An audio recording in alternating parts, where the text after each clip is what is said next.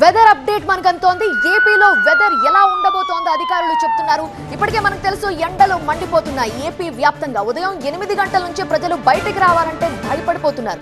పగటిపూట ఉష్ణోగ్రతలు 45 డిగ్రీలు దాటి నమోదవుతున్నాయి. ఈ రోజు రాష్ట్ర వ్యాప్తంగా 14 మండలాల్లో తీవ్ర వడగాల్పులుంటాయి. అలానే మరొక 28 మండలాల్లో వడగాల్పులు వీచే అవకాశం ఉందని ఏపీ విపత్తుల నిర్వహణ సంస్థ తెలిపింది.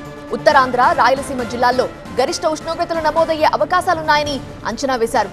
వడగాలులు, ఎండ తీవ్రత, ఉక్కపోత పట్ల ప్రజలు తగిన జాగ్రత్తలు తీసుకోవాలని సూచిస్తున్నారు. ఇక తెలంగాణ విషయానికి వస్తే రోజు రోజుకు ఎండల తీవ్రత ఇక్కడ పెరుగుతోంది. ఏప్రిల్ నెలలోనే ఎండలు మండిపోతుండటంతో ప్రజలు అల్లాడిపోతున్నారు. రాష్ట్ర వ్యాప్తంగా ఉష్ణోగ్రతలు సాధారణం కంటే 3 నుండి 5 డిగ్రీలు అధికంగా నమోదవుతున్నాయి. ముఖ్యంగా ఉత్తర తెలంగాణ జిల్లాలో ఎండల తీవ్రత భయంకరంగా ఉంది.